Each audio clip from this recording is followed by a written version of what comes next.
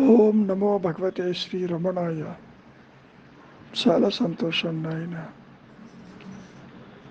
మహర్షుల వారిని ఎందరో ఎన్నో ప్రశ్నలు వేస్తూ ఉంటారు. వాళ్ళ మానసిక పరిధిని బట్టి. ముఖ్యంగా ఆత్మ అంటే ఏమిటో తెలియదు. దేహాత్మ బుద్ధి, పుట్టుక, మరణము, పరిమితత్వము, వ్యక్తిత్వము ఇది బాగా అందరికీ తెలిసి ఉంటుంది. అయినప్పటికీ ప్రశ్న అడుగుతారు, ఆత్మ పరిమితమా? మరి మహర్షి ఏమంటున్నారు? ఆత్మ అంటే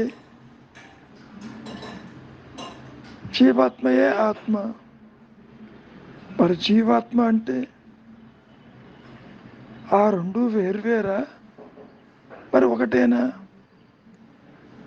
ఆదిశంకరులు కూడా ఈ విషయాన్ని చెప్పటం గతంలో కూడా జరిగింది. జీవో బ్రహ్మైవ నాపరం. ఆ పరబ్రహ్మకి ఈ జీవుడు, ఈ దేహాత్మ బుద్ధి కలిగిన పరిమితమైనటువంటి జీవుడు వేరుగా లేడు కదా. జీవాత్మ వేరు, పరమాత్మ వేరు అంటూ ఉంటుందా? ఉండదు కదా.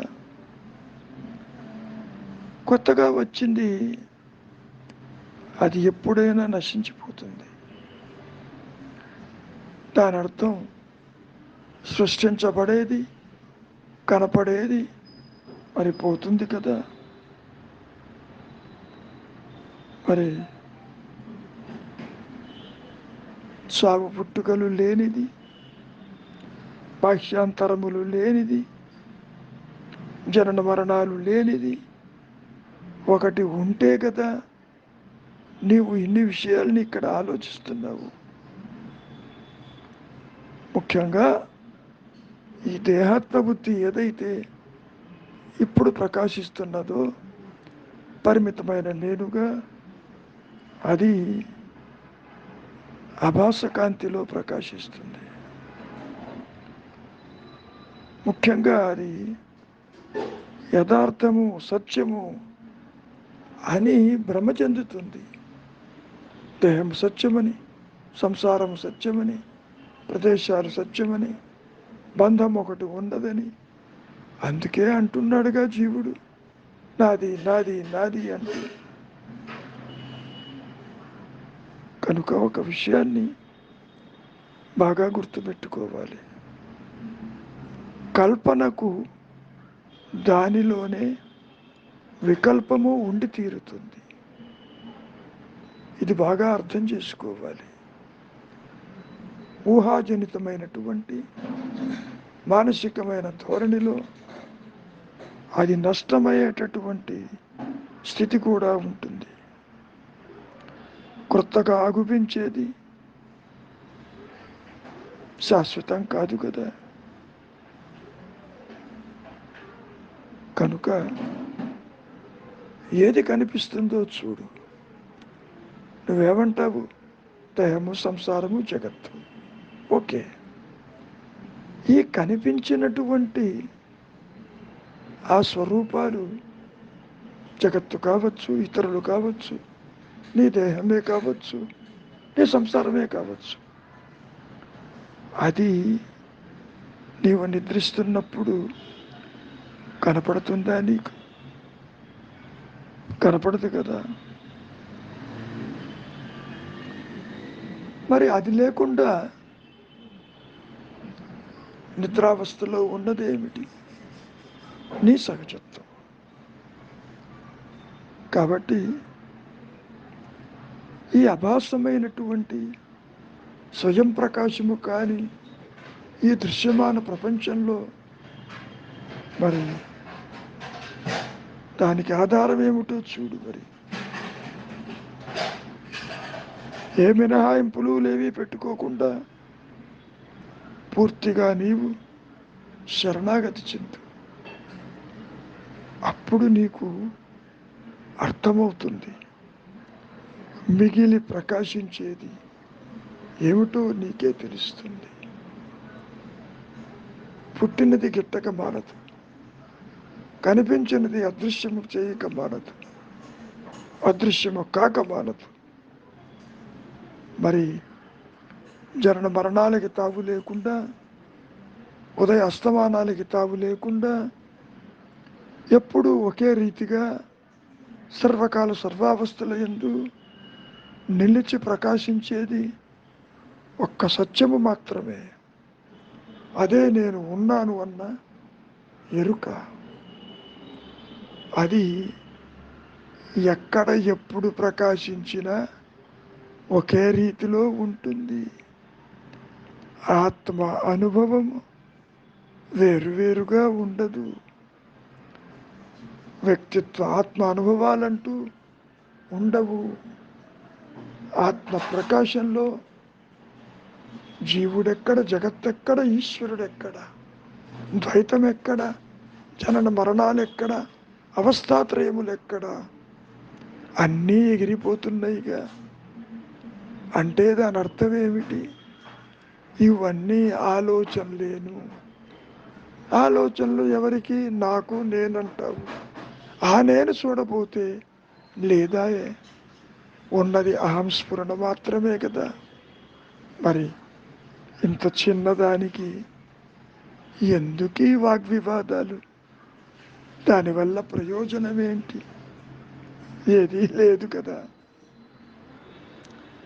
ఎంత చెప్పినప్పటికీ దేహాత్మ బుద్ధితో దేహం పుట్టుక తన పుట్టుకని, దేహం మరణిస్తే తాను మరణిస్తాడని అనుకోవటం సర్వసాధారణంగా ప్రతి ఒక్కరిలో జరుగుతూ ఉంటుంది.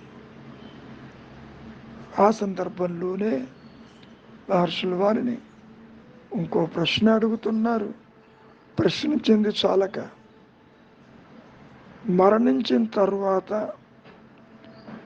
ఈ జీవుడి యొక్క గతి ఏమిటి?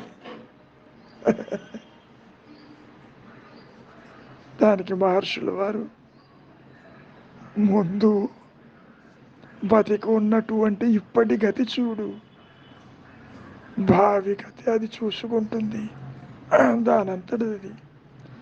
దాన్ని కూర్చుని బెంగ నీకెందుకు? ఈ సృష్టికి పూర్వము స్థితిని, సృష్టి క్రమాన్ని శృతులు బాగా వివరించాయి.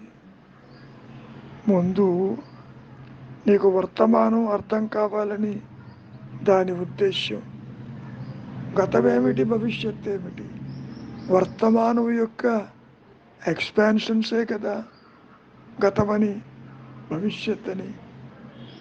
నీవే అంటావు, yesterday now, today now, tomorrow now అని. దాని అర్థం ఏమిటి? Now is the reality. ఇప్పుడు ఉన్నదే ఎప్పుడు ఉన్నదని అర్థం.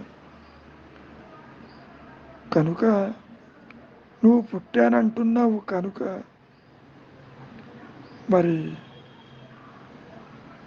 ఏ విధంగా పుట్టావు?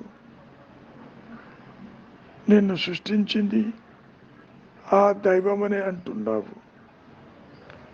కానీ నిద్రలో నీకు దైవము మరేమీ కూడా కనిపించదు కదా. దైవము నిజమైతే మరి నీ నిద్రలో కూడా మరి అతడెందుకు ప్రకాశించడు? నీవనుకున్న రీతిలో అలా జరగటం లేదు కదా. నీవెప్పుడూ ఉన్నవాడివి, ఇప్పుడు నీవే, నిద్రలోని నీవు ఒకటే కదా. నిద్రలో నీవు లేకుండా ఇక్కడికి ఏమైనా వచ్చావా? లేదు కదా.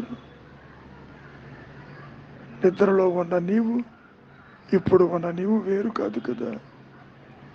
అటువంటప్పుడు ఈ రెండు అవస్థల్లోనూ నీ భావనల్లో, అనుభవంలో భేదం ఎందుకు ఉండాలి? కనుక నాయన, నిద్రపోతున్నప్పుడు నీ జననాన్ని గురించి, మరణాన్ని గురించి ఏమవుతుందని ఎప్పుడైనా ప్రశ్నించుకున్నావా? లేదు కదా. ఈ అవస్థలో, ఈ జాగ్రత్త అవస్థలో ఎందుకీ అనవసరమైన ప్రశ్నలు నీకు?